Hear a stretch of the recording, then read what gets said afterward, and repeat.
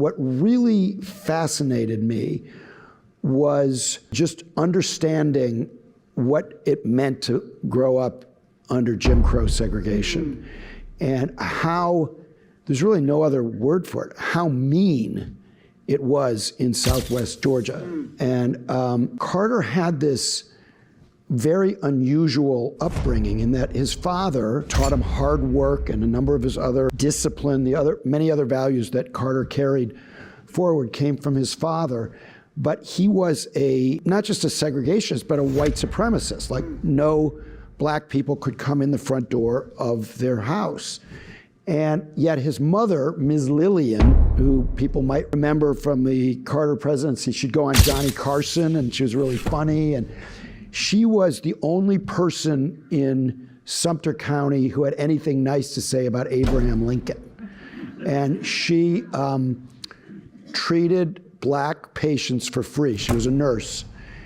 And they had a third parent. Jimmy had a third parent, effectively, a woman named Rachel Clark, an illiterate black farmhand whose husband was the foreman who some of you might have seen in the live coverage of the days leading up to the funeral. They passed his boyhood home and they rang the bell 39 times because he was the 39th president. Well, Rachel Clark's husband rang that bell an hour before daylight every day. Jimmy Carter got up an hour before daylight and started very hard work on the farm.